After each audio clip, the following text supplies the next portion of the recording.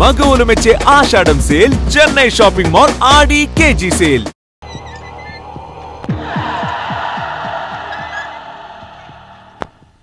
అన్వర్ అయ్యా, 100 మంది పనివాళ్లను ఒక బుల్డోజర్ను ఆలయం దగ్గర తీసుకురా. దాన్ని పడగొట్టించాలి. ఒరే రావుడు, అబ్బాయి పెళ్లి ఎంతవరకు ఆగమన్నారు, అంగీకరించారు. ఇప్పటికి ఆగే ప్రసక్తి లేదు. దేవుడి జోలికెళ్తే మహాపాపం రా. దేవుడా? వాడి పేరేంటి? శివుడు. మరి బ్రహ్మ, విష్ణువు, రాముడు, కృష్ణుడు, వినాయకుడు, సుబ్రహ్మణ్యం, లక్ష్మి, సరస్వతి, పార్వతి వాళ్ళు దేవుళ్లే. అల్లా, క్రీస్తు వాళ్ళు దేవుళ్లే. వీళ్ళల్లో ఎవడు గొప్పవాడు? వాళ్ళ నమ్మకాలను బట్టి వాళ్ళ దేవుడినే గొప్పవాడు అనుకుంటారు. అని సరిపెట్టుకోవడం లేదు. మా దేవుడు గొప్ప, మా మతం గొప్ప అని ఒకరినొకరు నరుక్కుని చూస్తున్నారు. నిజంగా దేవుడనే వాడుంటే కొంతమందికి ఎందుకు అన్నం దొరకడం లేదు? కొంతమంది చిన్న వయసులోనే విధవరాళ్ళు ఎందుకు అవుతున్నారు? కొంతమంది పశ్చిమలోనే తల్లిదండ్రులు ఎందుకు పోగొట్టుకుంటున్నారు? అది వాళ్ళ కర్మ. కర్మ అంటే పూర్వజన్మలో చేసుకున్న పాపం. ఆ పాపం నుంచి నీ దేవుడు కూడా వాళ్ళని రక్షించలేడా? రక్షించలేడు. అటువంటప్పుడు నీ దేవుడికి పూజలు ఎందుకు చెయ్యాలిరా? కన్న బిడ్డల్ని సరిగా చూడలేని వాడు తండ్రి కాదు, అందరికీ అన్నం పెట్టలేని వాడు దేవుడు కాదు. వెంకన్న, నువ్వు సద్బ్రాహ్మణుడివి. వేదాలు చదివావు, ఉపనిషత్తులు చదివావు, పురాణాలు చదివావు. నేను ఏమీ చదువుకోలేదు. అసలు దేవుడి ఆకారం ఎలా ఉంటుందో చెప్పు. ఆయనకు ఆకారం లేదు, నిరాకారుడు. అటువంటిప్పుడు గుడులెందుకు, గోపురాలెందుకు, వాటిలో విగ్రహాలెందుకురా? నేను చెబుతాను వినరా. గాలి దేవుడు, అది మనం పీల్చకపోతే చచ్చిపోతాం. నీరు దేవుడు, అది మనం తాగకపోతే బ్రతకలేము. భూమి దేవుడు, అది లేకపోతే మనకు అన్నం దొరకదు. అమ్మ నాన్న దేవుడు, వాళ్ళు లేకపోతే మనం అసలే లేవు. చదువు నేర్పిన గురువు దేవుడు, కష్టంలో, నష్టంలో, సుఖంలో, దుఃఖంలో దగ్గరుండి స్నేహితుడు. స్నేహితుడు అంటే నువ్వు నాకు దేవుడివి, నీకు మొక్కుతాను రా. అంతేగాని ఆ నల్ల రాళ్ళకి రెపరెక్కి కాదు. అంటే గుడి మెట్లకి మొక్కే వాళ్ళంతా మూర్ఖులా? నైవేద్యం పెట్టి నమస్కారాలు చేసే వాళ్ళంతా పిచ్చివాళ్ళ? గుండు గీయించుకుని పొర్లు దండాలు పెట్టేవాళ్ళంతా అమాయకులా? అవును. ఒక గుడి చూపించి ఆ గుడిలో దేవుడు వరాలు ఇవ్వడు అని చెప్పు. ఆ గుడి మెట్లలో ఒక్క మెట్టు కూడా ఎవడో ఎక్కడ. నైవేద్యం పెడతారన్నావు కదూ, ఎందుకో తెలుసా? పెట్టిన క్షీరాన్నాలు, దద్దోజనాలు, పులిహోరాలు మనం మెక్కుతామని తెలిసి, అదే దేవుడు తింటాడని తెలిస్తే శనగ చెక్క, ఒక బెల్లపు ముక్క కూడా పెట్టర్రా. వెంట్రుకలిస్తారన్నావు కదూ, దేనికి? మళ్ళీ ములుస్తాయన్న ధైర్యంతో. గుండు గుట్టించుకున్నాక జన్మలో ఒక్క వెంట్రుక కూడా మొలవదు అని చెప్పు. ఒక్కడు కూడా గుండు గుట్టించుకోడు. ఒరే రావుడు, గీతలో శ్రీకృష్ణుడు ఏం చెప్పాడో తెలుసా? చిచి! 16,000 మంది గోపికలతో సరసం, 8 మంది పెళ్లాలతో కాపురం చేసిన కృష్ణుడు ఎలా వేల్పు? వాడు చెప్పిన గీత మన తల రాత. వెంకన్న, నా దృష్టిలో భగవంతుని పూజించే వాళ్ళు 2 రకాలు. భయంతో పూజలు చేసేవాళ్ళు, ఆశతో మొక్కేవాళ్ళు. పాపం చేశాం, ఆయనకు దండం పెట్టి చేసిన పాపాన్ని ఏదో ఒక రూపంలో హుండీలో వేసేద్దామనుకునే వాళ్ళు మొదటి రకం. మొక్కితే ఏదో దక్కుతుందని ఆశపడేవాళ్ళు 2వ రకం. నా భూమి నేను సొంతం చేసుకున్నాను కాబట్టి అది పాపం కాదా? భయం లేదు. ఏదో అయిపోవాలనే ఆశ, తపన నాకు లేదా? ఈ రామన్న చౌదరి నిన్న జరిగింది మర్చిపోడు, నేడు జరగాల్సింది వాయిదా వేయడు, రేపటి గురించి ఆలోచించడు. వాస్తు పురుష దేవతాభ్యో నమః. ధ్యాయామి, ధ్యానం సమర్పయామి, ఆవాహయామి, ఆవాహన.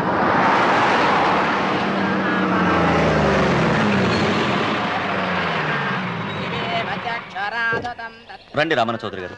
నా పేరు వెంకటరావు, నేను సివిల్ ఇంజనీర్ని. మీరు ఎంతో గొప్ప మనసుతో బోల్డ్ అంత పొలం పోగొట్టుకుని 6 మైళ్ళ రోడ్డు వేద్దాం అనుకున్నారు. కానీ ఇప్పుడు మీ పొలంతో అవసరం లేకుండా గవర్నమెంటే రోడ్డు శాంక్షన్ చేసింది. ఆ ఆలయం కూడా పడగొట్టక్కర్లేదండి. చెరువుకు అడ్డంగా వంతెన నిర్మిస్తున్నారు. 2 మైళ్ళ దూరం కూడా తగ్గుతుంది.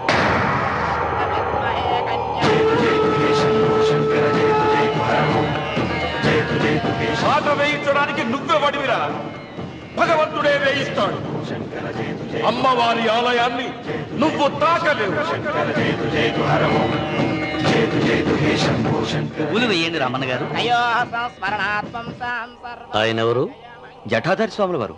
నీకు తల్లిదండ్రులు ఉన్నారా? లేరు, చనిపోయారు. ఫోటో ఉందా? ఉంది.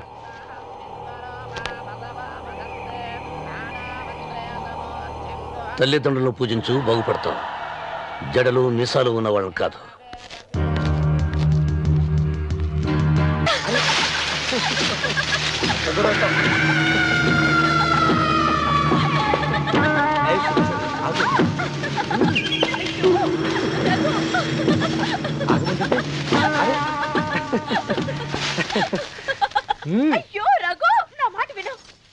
ఏంటి సులోచన ఇది? ఎన్నాళ్ళలో ముట్టుకోకుండా బ్రహ్మచారిలో ఉండమంటావు? అది కాదు రఘు, నా మాట విను. ఏంటి కాదు? ఇంతకీ మన ప్రేమ విషయం మీ నాయనంతో చెప్పావు లేదా? లేదు. చెప్పవు. నీ వల్ల కాదు. నేనే మా నాన్నతో మన ప్రేమ సంగతి చెప్పేస్తాను. ఏమొద్దు, నేను చెప్పేస్తాను. నువ్వు నేను చెప్పేస్తాను.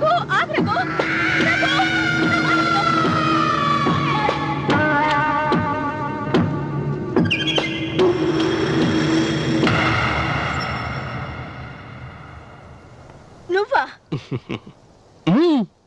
నేనే. ఎందుకొచ్చావు? నువ్వు మా నాన్నని చెప్పిన రాక్షసుడివి అంటావు. వెంటనే వెళ్ళకపోతే నిన్ను చంపేస్తాను అంటావు కదమ్మా.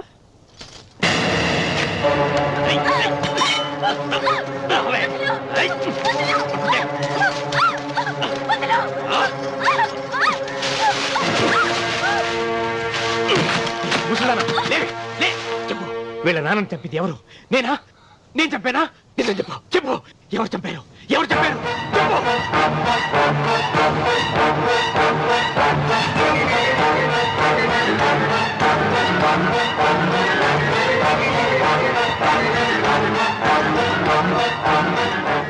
ఎన్నాళ్ళు ఈ నిజం ఎందుకు చెప్పలేదు? నీ ప్రాణం కాపాడడానికి. నీకు నిజం తెలిస్తే నిన్ను చంపేస్తాడేమోనని భయంతో నీకు చెప్పుండదు. పాపానికి ప్రాయశ్చిత్తం కావాలమ్మా. దానికి మార్గం నేను చెప్తాను. మనం ప్రతీకారం తీర్చుకోవాలి. నీకు రఘు దక్కేలా నేను చేస్తాను. నీ తండ్రి చావుకి పగ తీరేలా చేస్తాను. ఆలోచించు.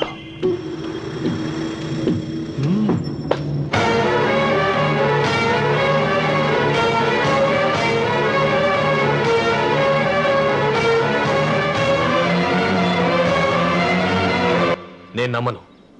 మా నాన్న దేవుడు. మా తాతయ్యకు జరిగిన అన్యాయానికి ప్రతీకారంగా పొలాలు స్వాధీనం చేసుకున్న మాట నిజమే, కానీ హత్యలు చేసే అంత దుర్మార్గుడు కాదు మా నాన్న. అందుకే చెప్పాను, నువ్వు నమ్మలేవు, నన్ను మర్చిపోమని. సులోచన, అదే నిజమైతే మా నాన్న నిలదీసి నిజమేంటో తెలిసాక ఆ ఇల్లు వదిలేసి వచ్చి నేను నిన్ను పెళ్లి చేసుకుంటాను. అది మహాప్రమాదం. మా మధ్యలో మాట్లాడడానికి నువ్వెవడివి? మీ నాన్న చేసిన హత్యకు 14 ఏళ్లు శిక్ష అనుభవించిన వాడిరా. నీకు నా మీద జాలి రావాలి కానీ కోపం వస్తుందేంట్రా? మీ నాన్న మనస్తత్వం నాకు బాగా తెలుసు.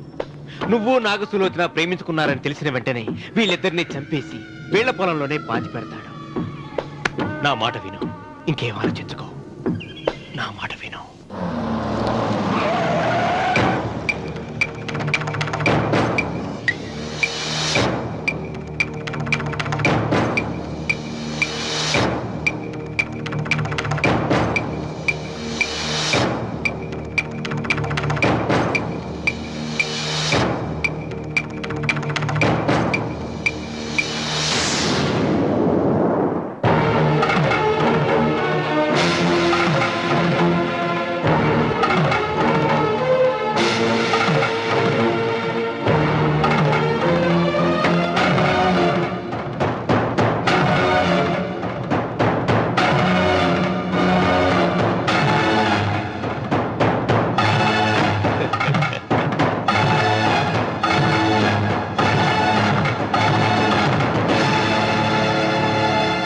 అన్నయ్యా నమస్కారం.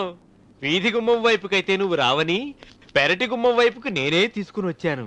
మీ నాన్న ఇచ్చే ముష్టి డబ్బుతో బ్రతికి నాగసులోచనని ప్రేమించావు. మీ నాన్న ఈ పెళ్లికి ఒప్పుకోడు కదరా అన్నాను. లేచిపోతావు అన్నాడు. లేచిపోతే మీ నాన్న పరువు ఏమవుతుందని నేనే దగ్గరుండి ఈ పెళ్లి జరిపించానన్నయ్యా. వాళ్ళ నాన్నను చంపిన పాపానికి ఈ మాత్రం పుణ్యం చేయాలి కదా. వాళ్ళ నాన్నని ఎవరు ఎక్కడ ఎలా చంపారన్నది నేను ఎవ్వరితో చెప్పలేదు. నీ బాధ నాకు అర్థమైంది అన్నయ్య, నీ బాధ నాకు అర్థమైంది. రేయ్, ఏంటి అలా చూస్తూ నిలబడ్డారు? వచ్చి కాళ్ళ మీద పడి ఆశీర్వాదం తీసుకోండి.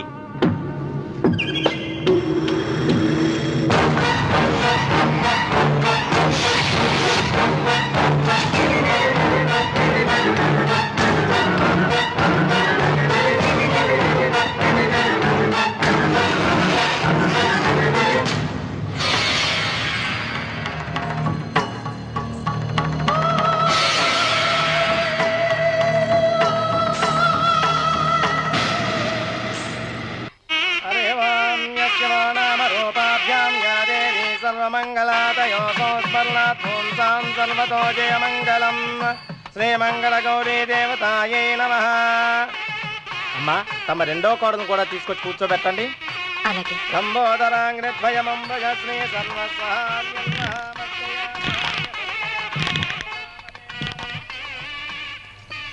ఏంటమ్మా ఇంకా అలాగే ఉన్నావు? నువ్వు ఈ పూజకి ఏర్పాటు చేయమంటేనేగా మీ మామగారికి ఇష్టం లేకపోయినా ఒప్పించాను. అందరూ వచ్చేసారు. చీర మార్చుకుంటా. నాకున్న చీరల్లో ఇదే మంచిది. నా దగ్గర పట్టు చీరను తీసుకో. మీరు కట్టి విడిచిందా? లేదమ్మా, కొత్త పట్టు చీర ఉంది. వద్దులేండి. పోనీ నగలైనా పెట్టుకోమా. మీరు పెట్టుకోక మిగిలినవా? కాదమ్మా, నా దగ్గర 7 వారాల నగలున్నాయి. దేవుళ్ళకి కావాల్సింది చీరలు నగలు కాదు, భక్తి. వస్తున్నాను, పదండి.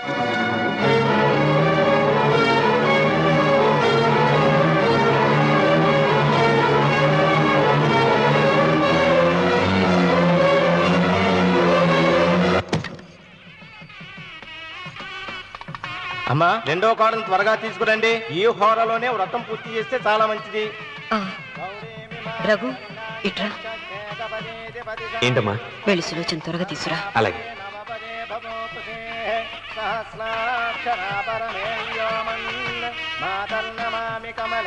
ఏమంది? రానుందమ్మా. ఎందుకని? ఎందుకని ఇంతమంది అడుగుతున్నారా? ఈ వ్రతం పెట్టింది ఎందుకు? నా పెద్ద కోడలు కోటీశ్వరరాలు, అందుకే 25,000 రూపాయల పట్టు చీర కట్టుకుని 10 లక్షల రూపాయల బంగారం ఒంటి మీద వేసుకుందని గొప్పగా చూపించి నా రెండో కోడలు ఏమీ లేదన్న నమ్మకం కదా. మాట్లాడక. అమ్మా నీ కొత్త పట్టు చీర నగలు తనకి ఇవ్వమ్మా. ఇస్తానన్నారా? తానే వద్దండి. అయ్యో అయ్యో అయ్యో, ఎంత అబద్ధం! ఇస్తానన్నారా? మీరు ఇస్తానన్నారా? చూసారా ఎంత అబద్ధం ఆడుతున్నారు? నీ మొహానికి ఈ నేత చీర వస్తున్నారు చాలే అన్నదు. నాగసులు వచ్చిన మీరు అలా అన్నారని ఈ ఇంటి మూలంగా చచ్చిపోయిన మా నాన్న మీద ఒట్టేసి చెప్తున్నారు. మీరు మీ ఆయన మీద ఒట్టేసి చెప్పండి. నేను మా ఆయన మీద ఒట్టేసి చెప్తున్నా. ముత్తైదువులను పిలిపించింది పసుపు కుంకుమలు గాజులు ఇచ్చి పంపటానికి గాని ఈ ఇంటి 4 గోడల మధ్య జరిగిన దానికి సాక్ష్యాలు రుజువులు ఇప్పించి పంపటానికి కాదు. నాగసులోచన, ఈ ఇంటికి 2 సింహద్వారాలున్నాయి. దేవుడిని ప్రేమించే వాళ్లకు ఒక గుమ్మం, దేవుడిని ద్వేషించే వాళ్లకు 2వ గుమ్మం. నీ ఇష్టం వచ్చిన గుమ్మం వైపు నువ్వు వెళ్ళవచ్చు.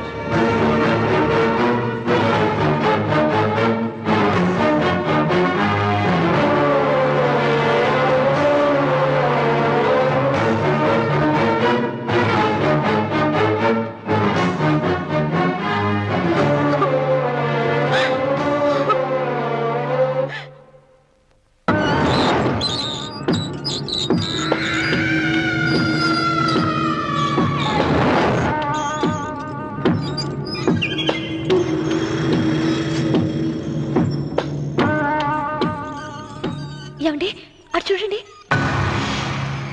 విచ్చిపతి లేక్కడి నుంచి. నువ్వు తిను మావయ్య. ఏ ఇంటికి నా కోసం వచ్చావు, నిన్ను నేను గౌరవించుకోవాలి కదా. అది మా నాన్న కూర్చుని ఉయ్యాల వల్ల. ఆహా, రేపు ఆయన చచ్చిపోతే ఎవరు కూర్చుంటారు? ఆయన బూడిద పోసి పెడతారా? సులోచన లేడు, ఎందుకు అలా అరుస్తారు?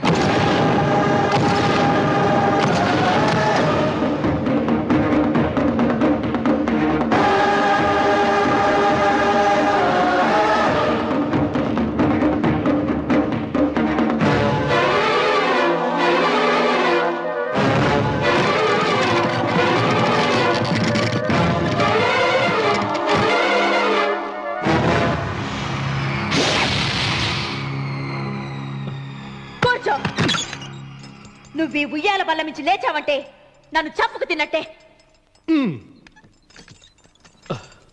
అన్వర్,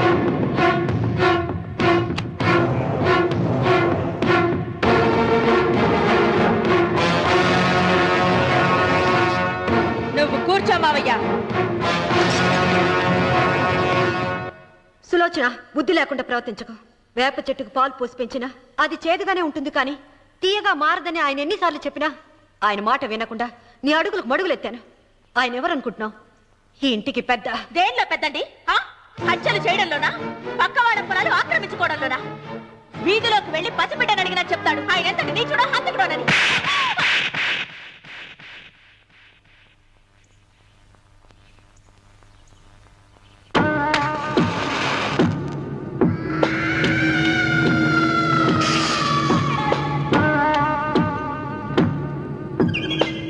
అమ్మా నువ్వెన్నైనా చెప్పు, నా భార్య మీద చేయి చేసుకోవడం నేను సహించలేను. రఘు, అన్నయ్య నీ భార్య మీద చేయి చేసుకోవడం తప్పే, కానీ దానికోసం వాటాలు పంచమని చెప్పడం న్యాయం కాదురా. నాన్న అన్నయ్యని కూడా తన వాటా తీసుకుని వెళ్ళిపోమంటున్నారు. కావాలంటే నేను నీ భార్య కాళ్ళు పట్టుకుని క్షమాపణ చెప్తాను రా. అమ్మమ్మమ్మమ్మమ్మమ్మమ్మమ్మమ్మ, నేను 100 సార్లు మీ కాళ్ళు పట్టుకుంటాను. మా బతికేదో మమ్మల్ని బతకనివ్వండి. ఏంటి నించున్నారు? రండి, అక్కడ ఎదురు చూస్తున్నారు. చేసినంత చేసి కాళ్ళు పట్టుకుంటుందట మహాతల్లి. నీ కన్నీళ్లకు రాళ్ళు కరుగుతాయి గాని కన్నవాళ్ళు కరగరు సీత. సీత, వాళ్ళు చిన్నపిల్లలుగా ఉండేటప్పుడు ఎంత సంతోషంగా ఉండేవాళ్ళం. వాళ్ళు పెరుగుతుంటే ఆ సంతోషం తరిగిపోతూ ఉంటుంది. వాళ్ళు మన భుజం దాటి పెరిగాక ఇక గడప దాటి ఎప్పుడు వెళ్ళిపోతారా అని ఎదురు చూడటమే మన పని.